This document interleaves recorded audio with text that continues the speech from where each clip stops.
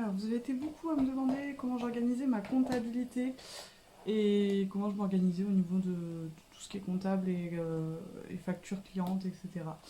Alors, j'ai eu des conseils d'une bonne amie qui se reconnaîtra si elle regarde la vidéo, qui travaille en comptabilité, donc heureusement qu'elle m'a donné ces petits conseils, parce que moi aussi j'étais perdue sur comment m'organiser, etc. Et en fait, c'est tout simple. Donc, je vais vous montrer, en fait, j'ai un gros classeur, comme ça, qui est par année. Donc ça c'est des conseils qu'elle m'a donnés et je vais vous filmer un peu le classeur et vous expliquer un peu comment je fonctionne. Alors voilà, donc dans le gros classeur on va retrouver plusieurs intercalaires. Dans ces intercalaires, le premier que j'ai c'est les factures clients.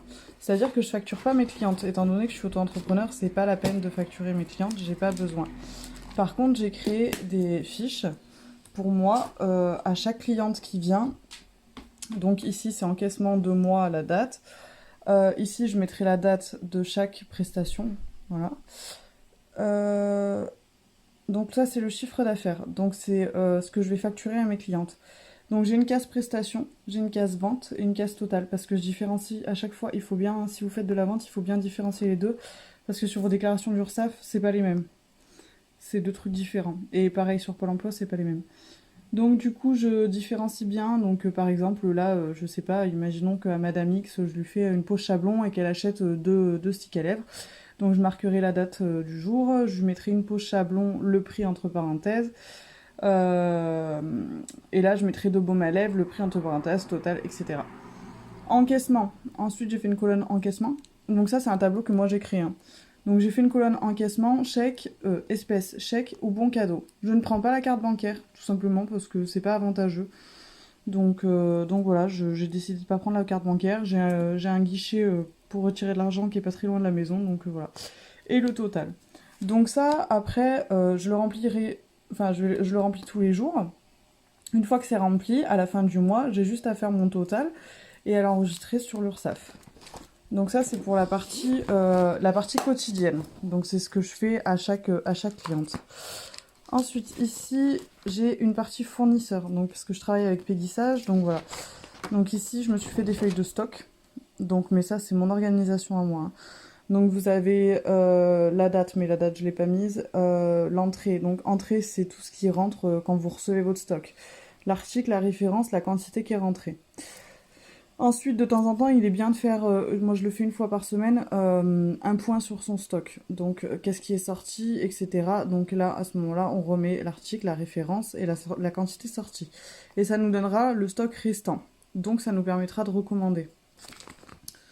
Voilà pour ça. Donc, j'en ai des vierges derrière aussi, etc. Ça, moi, après, c'est un intercalaire parce que je travaille avec deux créatrices. Donc, j'ai différencié mes deux créatrices. Elles me fournissent et après... donc, je vais cacher les prix parce que voilà. Elles me fournissent et après... elles me fournissent pas gratuitement, mais en fait, elles font, elles me donnent. Et après, on les met en vente et je leur donne la somme qui a été vendue, en fait, à la fin de chaque mois, s'il y a eu des ventes sur... Là, j'ai un intercalaire vierge. Ici, c'est un deuxième fournisseur avec qui je travaille, que vous connaissez beaucoup, c'est Ongle 24. Donc pareil, ça c'est les références que je commande chez eux pour les ventes.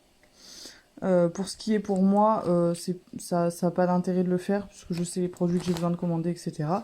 Et je range aussi mes factures à chaque fois, etc. Donc voilà, tout est classé. Ici, on va retrouver les autres fournisseurs, donc c'est-à-dire tout ce qui va être des fournisseurs extérieurs. Donc par exemple Intermarché, si vous allez acheter des lingettes, du sopalin, des choses comme ça. Ça c'était pour la comptabilité. Voilà, donc là c'est les fournisseurs, ça c'est mes embouts.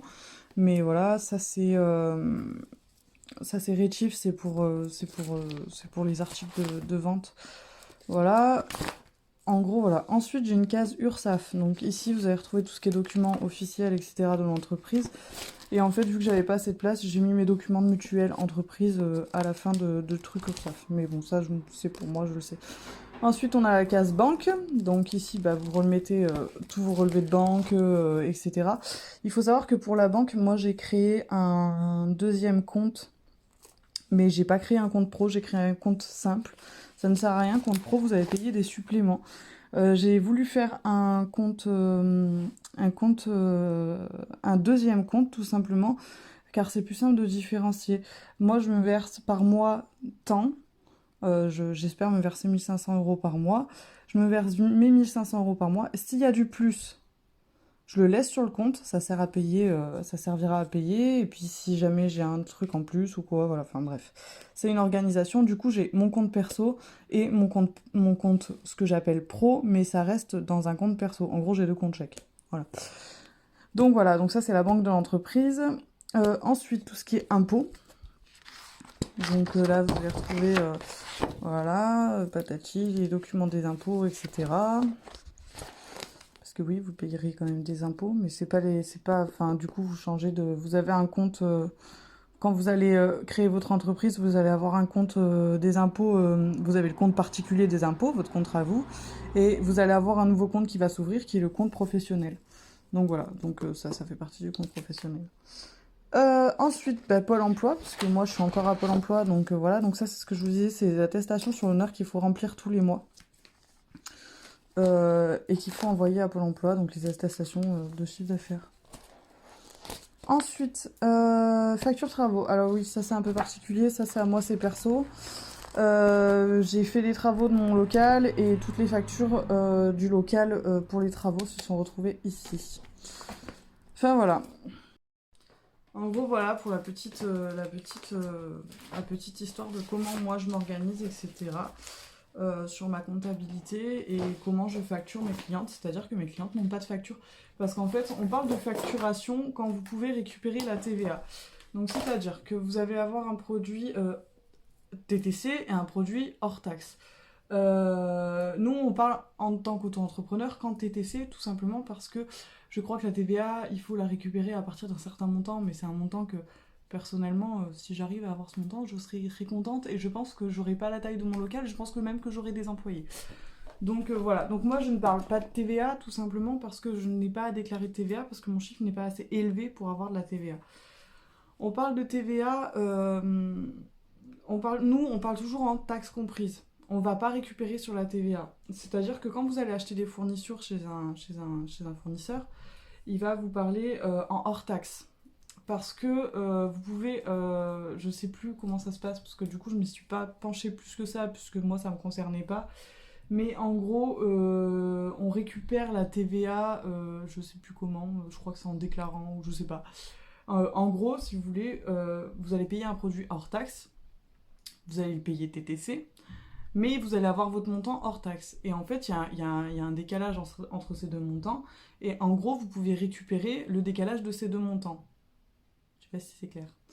J'y connais rien là-dessus, donc voilà, on oublie, mais je sais juste ça. Je sais le strict minimum, c'est qu'on peut récupérer la TVA. Je n'ai jamais compris comment, ni quoi, ni pourquoi, ni... je m'y suis pas penchée. Mais voilà, mais nous, enfin, moi personnellement, ça me concerne absolument pas, puisque je suis auto-entrepreneur et que je ne dépasse pas le chiffre d'affaires. Donc ça me concerne absolument pas. Je parle en TTC, etc. Demain, j'ai une cliente qui a besoin d'une facture. Je prends une feuille, je lui marque la TVA, chez nous, elle est à 20%. Vous lui marquez prestation, donc vous marquez votre nom d'entreprise, la date, prestation, vous marquez la prestation qui s'est passée, vous marquez montant hors taxe, montant TTC, total, vous signez et ça fait une facture. Vous n'avez pas besoin d'un facturier ou quoi que ce soit. Mais personne ne va vous demander de facture. Vraiment, ça m'est jamais arrivé. Hein. Mais ça peut vous arriver. Moi, ça m'est arrivé dans le domaine de la boulangerie. Mais même en boulangerie, on n'a pas de... Comment vous dire? On n'a pas de fichier, enfin, on n'a pas de facture client. Mais pourtant, j'ai des clients qui m'ont demandé parfois des factures pour pouvoir se faire rembourser leur repas auprès de leur entreprise, auprès de la comptabilité. Ce qu'on faisait, c'est très simple. On prenait une feuille blanche, on marquait un repas, montant hors taxe, montant TTC, on signait, on datait et c'était fini. Donc si jamais on vous demande une facture, vous pouvez faire ça, ça justifie. Mais personne viendra vous demander de facture.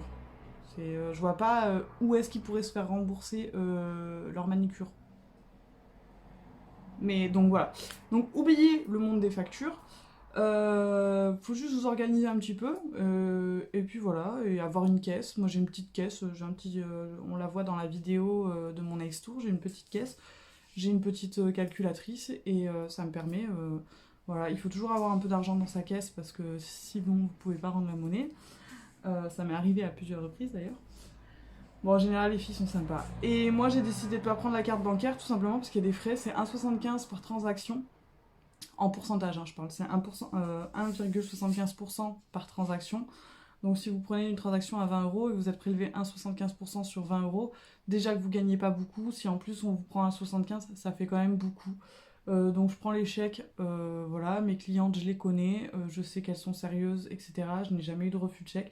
Puis si j'ai un refus de chèque à un moment donné, bah tant pis, je prendrai plus les chèques, ou alors bah, je courrai après la dame, et puis voilà. Beaucoup prennent la carte bancaire, et puis c'est... J'aime pas la carte bancaire, enfin je sais pas, c'est une habitude que j'ai. Du coup voilà, je prends que chèque et espèces, puisque la loi nous oblige à avoir deux moyens de paiement, quoi qu'il arrive. Donc ça c'est la loi, vous pouvez pas y transiger, vous êtes obligé de prendre deux moyens de paiement. Donc ou vous prenez les trois, ou vous prenez chèque et espèces, ou vous prenez espèces carte bancaire. Quoi qu'il arrive, la loi dit qu'il est obligé d'avoir des espèces. Vous êtes obligé d'avoir des espèces dans votre entreprise. C'est la loi. Et j'ai une case mon cadeau, puisque j'ai de temps en temps les remises. J'ai les cartes fidélité aussi qui vont passer à moins 50, donc c'est pareil, là ça marque dans mon cadeau. Et j'ai les bons cadeaux, les chèques cadeaux. Voilà pour la comptabilité. J'espère que ça vous a aidé et éclairé un petit peu. Je vous fais des bisous. À bientôt!